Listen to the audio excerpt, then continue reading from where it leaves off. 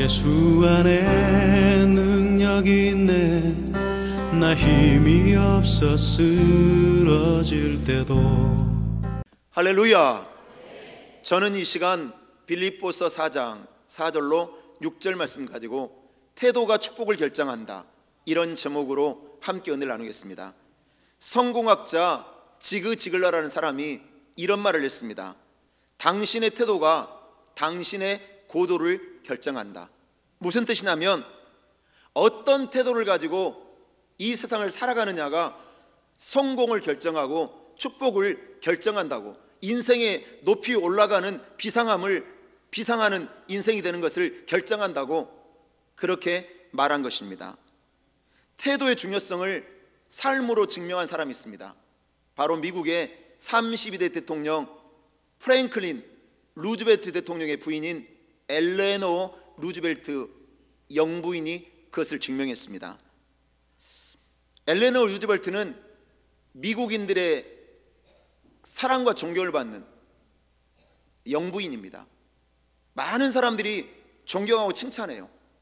왜냐? 그가 영부인으로 살아갔을 때 미소를 잃지 않았어요. 그리고 너무나 따뜻하게 모든 미국민들을 감싸줬어요.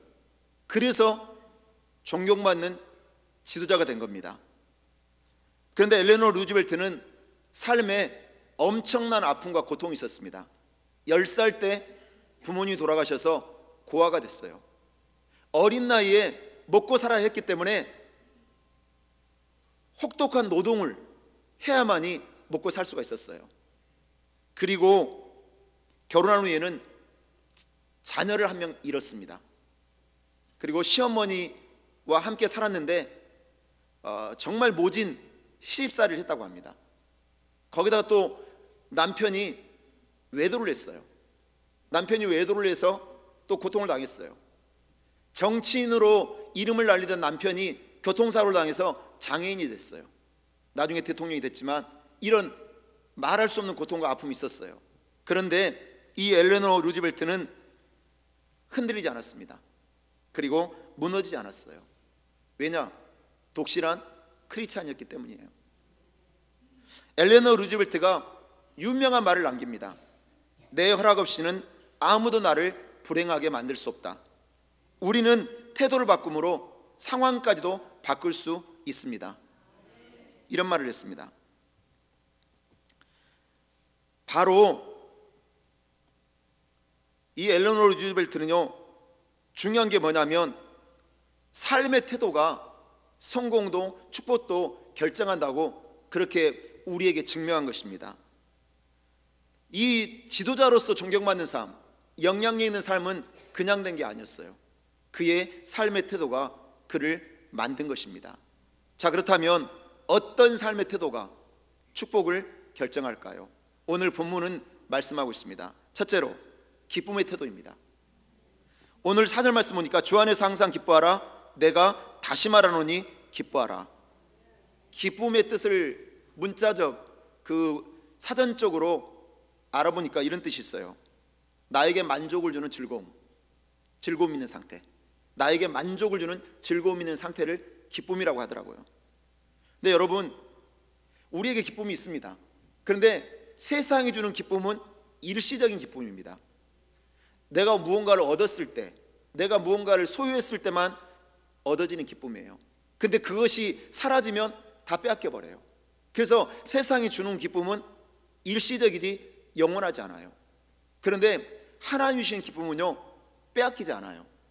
상황이 어떠하든지, 환경이 어떠하든지, 내가 병들었든지 건강하든지 부유하든지 가난하든지 상관이 없어요. 하나님이 주시는 기쁨은 선물이기 때문에 그 기쁨은 영원하고 결코 빼앗기지 않는 기쁨인 것을 믿으시기 바랍니다. 바울이 주 안에서 기뻐하라, 다시 말하노니 기뻐하라, 이렇게 빌립보 교인들에게 기뻐하라고 말한 그 기쁨은요, 감정적인 기쁨이 아니에요. 일시적인 세상의 기쁨이 아니었어요. 지금 바울이 어떤 상태에 있습니까? 빌립보 차디찬 감옥에 갇혀 있어요. 바울은 기뻐할 수 있는 조건이 하나도 없어요. 재산이 없었어요. 가족이 없었어요. 건강이 없었어요. 몸은 병들었고 늙었고 노인이었고 거기다가 옥에 갇혔어요. 자기 뜻대로 아무것도 할 수 없는 그런 상황에 처한 사람이 사도 바울이에요. 근데 그 사도 바울은 지금 감옥 속에서 기뻐하고 있는 거예요. 그리고 빌립보 성도들에게도 편지를 하는데 기뻐하라고 권면하고 있어요. 그 이유가 뭘까요? 사도 바울에게는 영원히 빼앗길 수 없는 하나님이 주신 기쁨이 있었기 때문입니다. 사랑하는 여러분, 기쁨은요, 세상이 주는 기쁨은 다 일시적인 거예요. 그냥 한 번 기쁨을 누렸어요. 근데 그것을 내가 소유하면 사라지는 기쁨, 그게 세상적인 기쁨이에요. 사람들은 그 감정적인 기쁨, 일시적인 기쁨을 막 찾아요. 한 대학병원에서 있었던 일이에요. 한꺼번에 세 사람이 세상을 떠나서 죽은 상태로 들어왔어요. 그런데 시신을 검시하는 사람이 궁금해요. 모두 다 죽었는데 활짝 웃고 있어요. 너무 궁금한 거예요. 아니, 죽음을 맞이했는데 어떻게 이렇게 기뻐할 수 있는가 궁금해서 의사한테 물어봤어요. 도대체 어떻게 이분들이 기뻐할 수 있는 거냐고, 기쁨으로 이렇게 웃으면서 죽음을 맞이할 수 있는 거냐고. 첫 번째 사람은요, 왜 기뻐했냐면 로또에 당첨이 된 거예요. 인생이 대박이 난 거예요. 그래서 너무 기뻐가지고 막 웃고 있는데 갑자기 심장에 충격이 와서 심장마비로 죽은 거예요. 두 번째 사람은 아들이 맨날 꼴등이에요. 공부를 너무 못해서 속상해요. 근데 아들이 갑자기 1등을 했어요. 1등을 해서 성적표를 받아왔는데 이 아버지가 너무 충격을 받은 거예요. 너무 기뻤어요. 근데 심장마비가 와서 죽은 거예요. 세 번째 사람은 늘 여행을 다니면서 사진 찍는 걸 좋아해요. 근데 그날따라 날씨가 안 좋았는데 갑자기 번개가 치면서 불이 번쩍번쩍 하니까 이 사람은 V자를 하면서 사진 찍는 걸 좋아하는 사람이에요. 그래서 불이 번쩍번쩍 하니까 누가 카메라 셔터를 누르는 줄 알고 V자를 하면서 씩 웃고 찍었는데 벼락 맞아 죽었다는 거예요. 모두 다 세상이 주는 기쁨 때문에 기쁘게 죽음을 맞이할 수 있었어요. 근데 여러분 생각해 보세요. 아니, 이런 사람들도 기쁨을 가지고 있어요.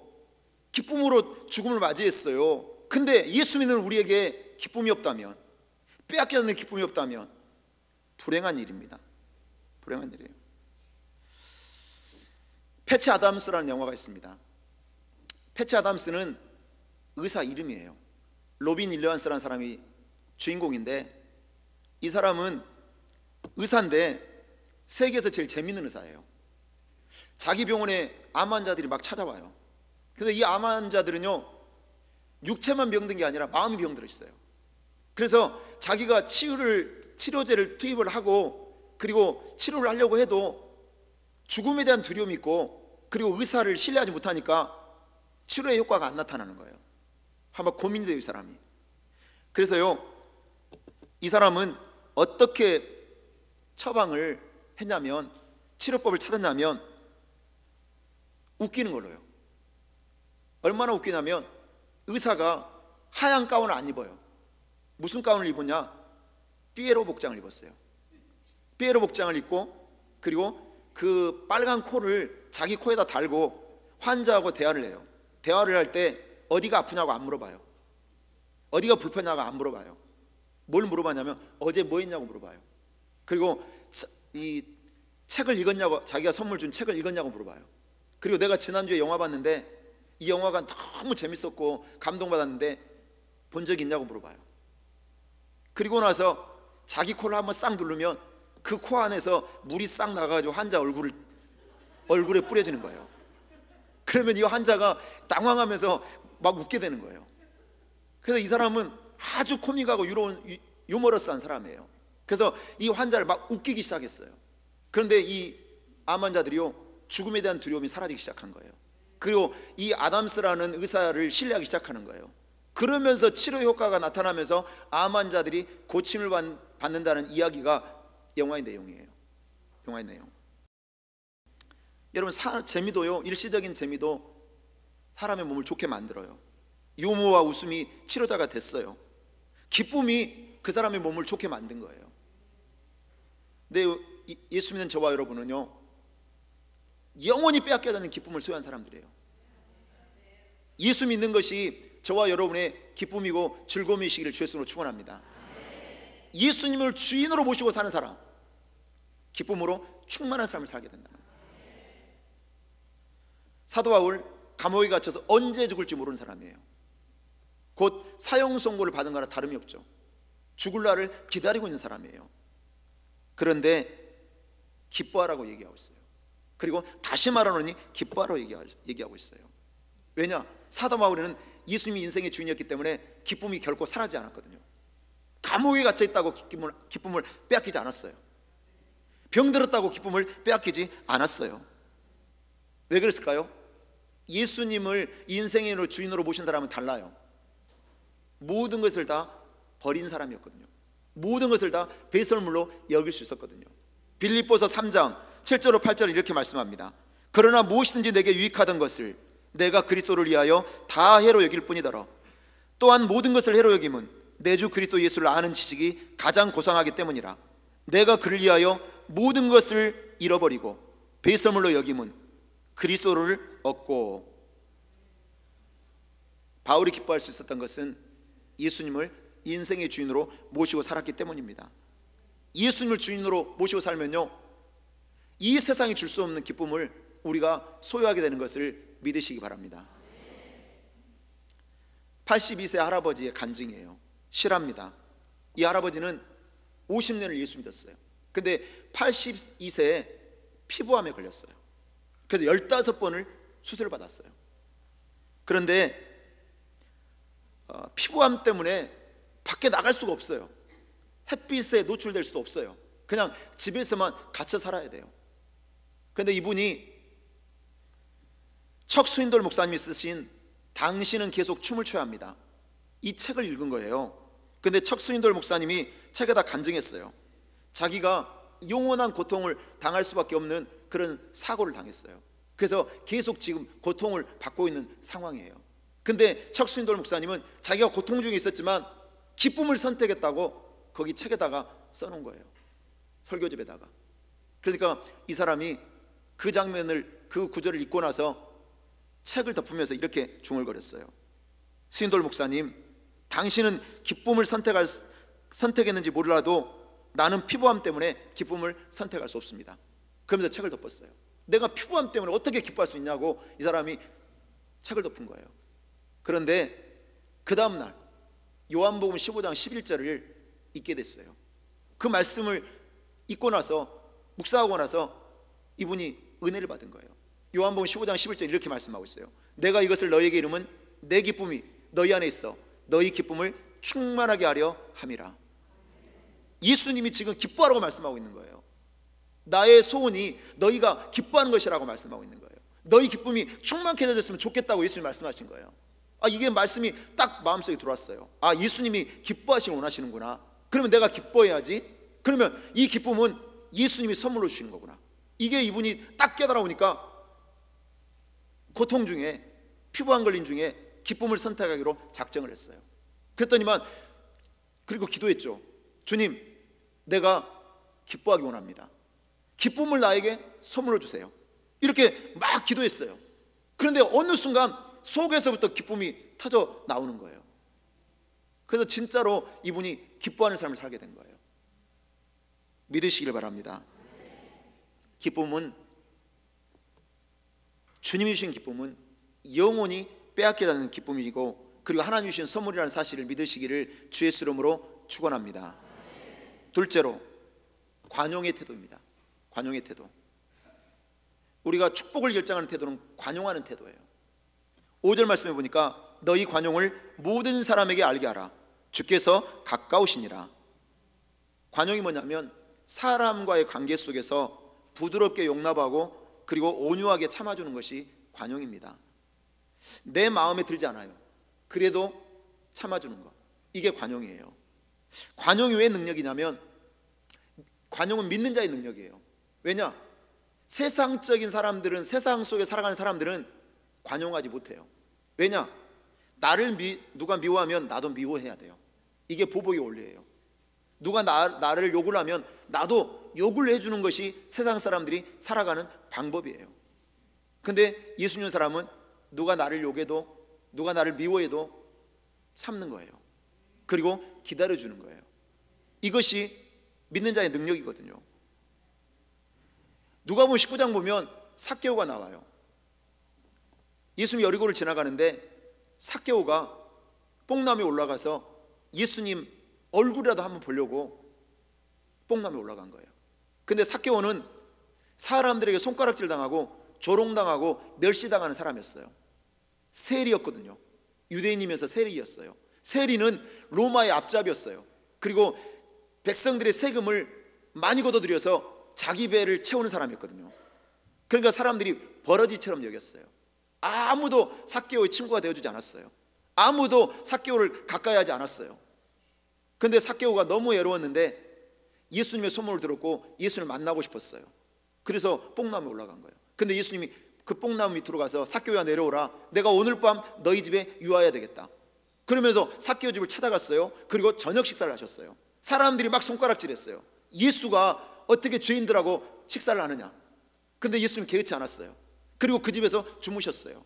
근데 삭개오가 변화됐어요. 놀랍게 변화됐는데 예수님 앞에 그랬어요. 예수님, 제 재산의 절반을 가난한 사람들을 위해서 바치겠습니다. 예수님, 제가 불의하게 세금을 걷은 것들이 있습니다. 그것을 4배나 사람들에게 갚겠습니다.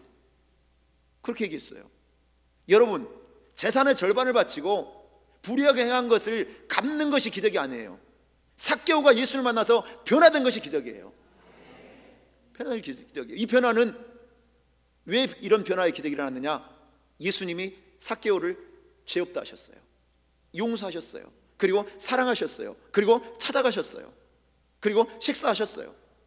바로 예수님이 행하신 게 뭐냐면 관용이었습니다. 이 관용이 사람을 변화시킨 것을 믿으시기를 주 예수 이름으로 축원합니다. 로마서 9장 22절은 만일 하나님이 그의 진노를 보이시고 그의 능력을 알게 하고자 하사 멸하기로 준비된 진노의 그릇을 오래 참으심으로 관용하시고. 관용이 뭐냐? 오래 참아주는 건데, 쉽게 설명해 드리면 우리에게 있는 허물을 보자기로 감싸주는 거, 보자기로 덮어주는 거, 그게 관용이라고 할 수 있어요. 상대방을 너그러운 마음으로, 이해하는 마음으로 용납해 주는 거. 그래서 관용하는 사람은 내가 힘이 있다고 약한 사람을 누르지 않아요. 억누르지 않는다는 거예요. 다른 사람이 잘못했어도 막 화를 내면서 추궁하지 않는 것이 관용이에요. 관용은 예수 믿는 사람들이 가지고 살아가야 될 태도가 바로 관용입니다. 여러분, 미움은요 독약과 같아요. 그래서 마음에 품으면 내가 죽어요. 누군가 내가 미워하기 시작하잖아요. 그러면 내 믿음이 무너져요. 그리고 하나님과의 관계도 깨져버려요. 누구를 미워하면요, 그 사람이 안 되면 얼마나 좋아요. 내가 누구를 미워했어요. 그 사람이 나한테 상처 주고 날 힘들게 해서. 그러면 내가 그 사람을 미워하면 그 사람이 망하고 그 사람이 실패하고 그 사람이 병들고, 그럼 얼마나 좋아요. 근데 그 사람은 멀쩡하게 잘 살아요. 근데 나는 병들어요. 그래서 나는 내 믿음이 무너져 버려요. 미움이란 게 그런 거예요. 그래서 누구를 미워하잖아요. 그럼 말씀 듣는 시간이 제일 괴로운 시간이에요. 은혜를 받을 수가 없거든요. 은혜를 못 받아요. 누군가 관계가 불편하면 찬양도 안 나와요. 찬양은 하나님을 높이고 하나님께 영광 돌리는 건데 그 찬양조차도 입술에서 안 나와요. 여러분, 교회에서 일하다 보면, 헌신하다 보면, 교회도 죄인이 모이는 곳이기 때문에 사람과 다툼이 있어요. 그리고 갈등이 있어요. 그리고 상처를 받을 때가 있어요. 그런데 여러분이 아셔야 돼요. 누가 먼저 손 내밀고 누가 다툼이 있었을 때 잘못을 구해야 되냐면 은혜를 많이 받은 사람이에요. 은혜를 많이 받지 않은 사람은 절대로 먼저 손 못 내밀어요. 절대로 내가 잘못했다고 말 못해요. 내가 뭘 잘못해요. 은혜 없으면 그래요. 은혜 없으면. 교회는요 은혜 받은 사람이 누군가를 용서하고 사랑해 주는 곳이 교회입니다. 그게 진정한 공동체죠. 여러분, 누군가 내가 싸워서 이기려고 하면 마음이 독해지지 않으면 못 이겨요. 누구하고 싸워서 내가 이겨야 돼. 그러면 마음이 독해져야 돼요. 그리고 어떻게 되느냐? 호랑이 눈썹이 돼야 돼요. 눈썹이 확 싸납게 올라가야 돼. 그리고 눈에서 레이저가 나와야 돼요. 거기다가 얼굴이 마귀알몸이 돼야 돼. 얼굴이 막 찡그려지면서 막 화를 내면서 얼굴이 변해야만이 이길 수 있어요. 안 그러면 못 이겨요. 여러분, 이 인간의 본질을 다 보여주시겠습니까? 이 본능을 다 보여줘 버리면 큰일 나는 거예요. 하나님 여러분, 기억하셔야 돼요.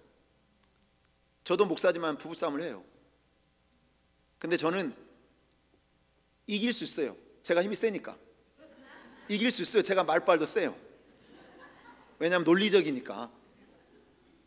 근데 질 때가 더 많아요. 많이 싸우지도 않지만. 왜냐하면 저희 집사람 스타일은 바가지를 긋거나 잔소리하는 스타일이 아니에요. 언제나 제가 잘못해가지고 문제가 생기지 집사람이 문제가 있어가지고 싸운 적은 별로 없어요. 근데 토요일날 다투면 저는 100% 그냥 져요. 토요일날은 무조건 질 수밖에 없어요. 왜냐? 그 다음날 설교할 자신이 없거든요. 그 다음날 설교해야 되는데 설교할 자신 없어요. 사람하고 불편하잖아요. 그러면 하나님과도 불편해요, 관계가. 그리고 사람과 불편하면 예배가 불편해져요. 예배의 은혜를 받을 수가 없어요. 교회는 그래서 이기는 곳이 아닌 거예요. 자, 예수님이 저주시기에 십자가를 지셨잖아요. 예수님 십자가 지는 순간 영혼의 구원이 이루어진 거예요. 믿으시기 바랍니다. 그래서 교회에서는 내 권리를 주장하는 곳이 아니에요. 내 이익을 따지는 곳이 아니에요. 내 자존심을 세우고 내 체면을 세우고 내 감정이 보호받는 곳이 아니에요.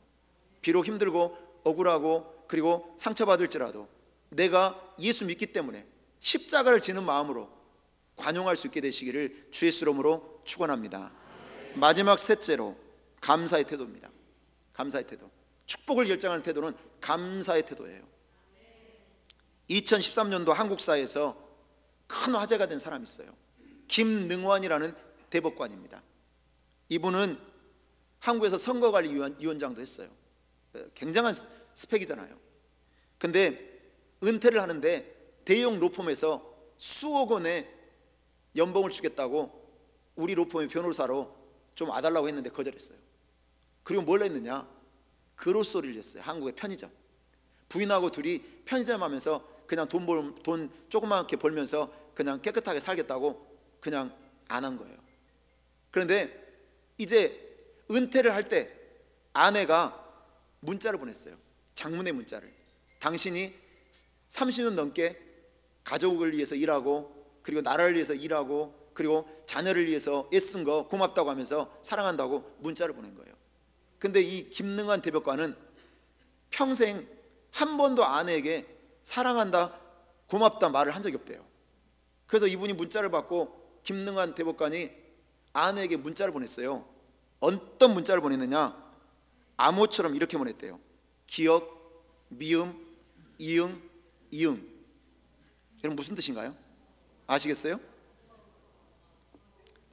하도 이분이 보수적이니까 유대적인 그런 어떤 그 의식이 있으니까 부인이 요걸 보고 이렇게 해석했대요. 가만히 있어. 그래서 가만히 있었대요. 문자를 보냈는데 가만히 있었어요. 남편이 절대로 다른 말을 할 사람이 아니니까 가만히 있었는데 가만히 있으니까 이 김능환 대법관이 아니 왜 자기가 이 암호를 보내서 마음을 표현했는데 아내가 아무 말도 안 하니까 다시 문자를 보냈대요. 뭐라고 보냈냐면 고마워요. 저게 고마워요라는 뜻이었다는 거예요. 고마워요라는 뜻이었어요. 여러분, 아니 감사하면 감사를 표현하고 살면 얼마나 좋아요. 그래서 어떤 집사님이 있었어요. 근데 이 집사님이 지혜로운 분이에요. 근데 남편한테 평생 소원이 사랑한다는 말 한마디 듣는 거예요. 근데 남편은 한 번도 사랑한다는 말을 안 해줘. 그래서 어느 날인가는 남편을 꼬시는 낚시를 던졌어요. 여보, 내가 이거 문제를 내면 당신이 맞추면 내가 10만 원 용돈 줄게. 용돈을 준다고 이제 문제를 낸 거예요. 여보 옛날에 사랑해와 안사랑해가 살았대. 근데 안사랑해가 죽었대. 그러면 뭐가 남았을까? 이렇게 문제를 냈어요. 그러니까 남편이요, 쉽잖아요. 사랑해 그랬대요. 그 사랑해 그 말 듣고 이 집사님이 너무나 기분이 좋았다는 거예요. 하도 사랑한다는 말을 안 하니까 그렇게 던진 거예요. 여러분 얼마나 감사를 표현하고 사십니까? 빌립보서 4장 6절 이렇게 말씀합니다. 아무것도 염려하지 말고 다만 모든 일에 기도와 간구로 너희 구할 것을 감사함으로 하나님께 아뢰라. 마귀는요, 저와 여러분이 감사하는 걸 제일 싫어해요. 그래서 마귀가 항상 우리에게 낚싯밥을 던져요. 원망하고 불평하게 만들어요. 왜냐? 원망 불평하는 입술에서는 감사가 나올 수가 없거든요. 그리고 감사하는 입술에서는 원망 불평이 나올 수가 없어요. 그러니까 마귀는 원망 불평만 하게 만들려는 거예요. 그래야지 자기 나라가 확장되는 거예요. 그래야지 신앙이 무너지는 거예요. 그래서 원망 불평하게 하는 거예요. 여러분 그러나 아셔야 돼요. 내가 감사할 때 가정이 살아요. 내가 감사할 때 교회가 살아요. 내가 감사할 때 자녀가 살고 나라가 사는 것을 믿으시기 바랍니다. 신앙이 최고로 좋다는 것은 기도 많이 하고 금식하고 봉사 많이 하고 이런 게 아니에요. 진짜 신앙이 좋은 사람, 진짜 믿음의 수준이 높은 사람은 지금 내 입술에서 감사가 흘러나오고 있는 사람이에요. 감사가 흘러나오고 있는 사람. 배광석 원장이 감사의 과학적 비밀이라는 책을 썼어요. 근데 이분이요 60대까지 참 의사로서 왕성하게 활동을 했어요. 왕성하게 활동을 했는데 신장병이 악화돼 가지고 신장을 2개 다 떼내게 된 거예요. 그래서 신장을 자기 부인한테 이식을 받았어요. 10시간의 수술 끝에 아내의 신장을 받아서 새 생명을 얻은 거예요. 근데 새 생명을 얻고 나서 진짜 감사를 하게 됐대요. 그동안 감사를 잃어버리고 살았다는 거예요. 예수를 믿는데도 하나님께 대한 감사가 없었대요. 그런데 이분이 하나님께 감사하면서 글을 하나 썼어요. 넘어짐이 가져다 준 선물, 하늘이라는 글이에요. 그 글 안에 이런 말을 하더라고요. 여러분 돼지는요 하늘을 올려다볼 수 없대요. 돼지가 볼 수 있는 반경은 45도 각도. 그러니까 앞도 제대로 사실 못 봐요. 45도만 볼 수 있으니까. 근데 돼지가 유일하게 하늘을 보는 순간이 있는데 벌러덩 자빠질 때, 넘어질 때만이 이 하늘 쳐다볼 수 있대요. 그때 신세계를 보고 돼지도 평생 감사 안 하다가 자빠질 때 감사한대요. 이런 세계가 있구나. 하늘을 보면서 감사한다는 거예요. 자, 우리에게도 넘어지는 순간이 있잖아요. 넘어지는 순간이 있어요. 육신의 질병이 찾아와서 아플 때가 있어요. 고통당할 때가 있어요. 그때 건강 주신 것에 대해서 감사를 하잖아요. 실수하고 부끄러운 상황을 만날 때 그때 내가 교만한 거 깨닫고 겸손해지잖아요. 우리가 돼지처럼 살 때가 있어요. 돈에 눈이 멀고 권력에 눈이 멀고 그리고 사람에게 눈이 멀 때는 감사가 안 나와요. 돼지처럼 땅만 보며 살다가 감사하지 못하고 그렇게 살아가요. 원망 불평하면서. 만약 여러분 우리의 입술의 고백 속에 예수 믿는데 인생의 주인을 예수님으로 모시고 사는데 내가 감사를 잃어버리고 살아가고 있다면 어쩌면 돼지 같은 삶을 살고 있는 거예요. 보네포라는 신학자가 이런 말을 했어요. 그리스도인과 그렇지 않은 사람을 구별하는 방법은 특별한 것이 아니다. 이 세상을 살아가는데 즐겁고 감사하며 사는가 그렇지 않은가의 차이일 뿐이다. 여러분 감사가 나의 신앙의 기준이 되는 거예요. 내가 예수 믿고 구원받은 삶이에요. 그 구원의 기쁨과 감격 빼앗길 수 없는 거예요. 빼앗길 수 없는 거예요. 은혜 받고 구원받은 성도 날마다 감사가 흘러넘치는 거예요. 날마다 감사가 흘러넘치죠. 그래서 예수 믿는 사람의 별명은 모두 다 감사쟁이가 돼야 돼요. 감사쟁이. 툭 건드리면 짜증이 나오는 게 아니에요. 툭 건드리면 불평이 나오는 게 아니에요. 툭 건드리면 감사가 나와야죠. 주님 감사합니다. 툭 건드리면 주님 감사합니다. 누가 다투자고 시비를 걸어도 주님 감사합니다 해버리면 다투지 않잖아요. 그냥 그걸로 끝나는 거잖아요. 그런데 우리는 늘 반대예요. 누가 탁 건드리면 투덜투덜이가 돼요. 감세정의가 돼야 되는데 투덜이가 돼버려요. 그러니까 문제가 생기는 거죠. 사랑하는 여러분, 사단은 우리를 감사하는 데 어렵게 만들어요. 원망불평할 때는 쉽게 만들죠. 근데 항상 우리는 원망불평이 쉬워요. 감사가 쉬워야 되는데. 그래서 믿음의 사람은 감사를 쉽게 하는 분이에요. 어떻게 해요? 건들기만 하면 감사하는 거예요. 영국의 주석가 매튜린이 이런 말을 했어요. 감사는 산수에서 더하기와 같고 불평은 빼기와 같다.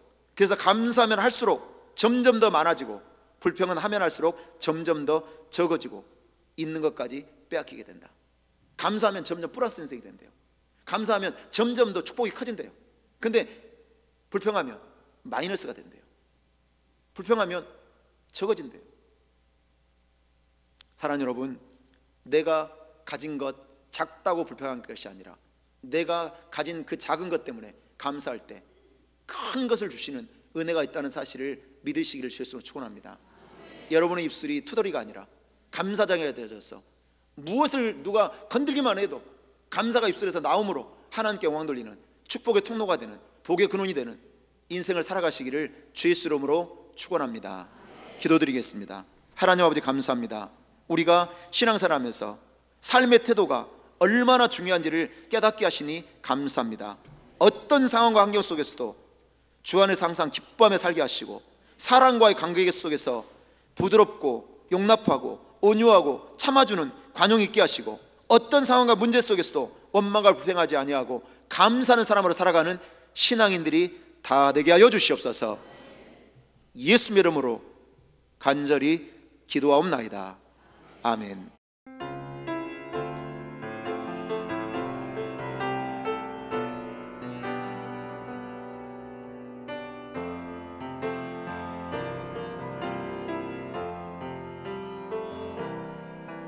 주님과 함께하는 이 고요한 시간, 주님의 보좌 앞에 내 마음을 쏟네.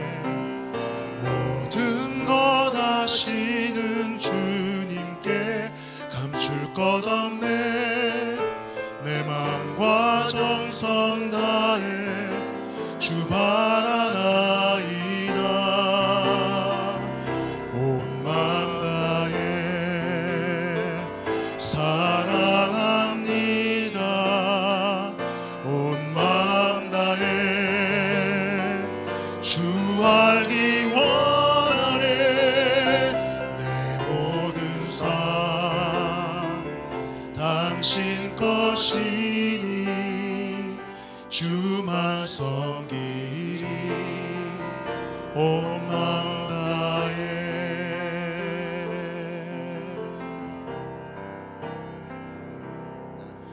나 염려하자라도 내 쓸 것 아시니.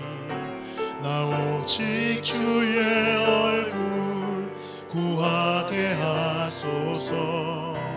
다 이해할 수 없을 때라도 감사하며 날마다 순종하며 주 따르오리다. 온 마음 다해 사랑합니다. 온 마음 다해 주 알기 원하네. 내 모든 삶 당신 것이니 주만 섬기리. 온 마음 다해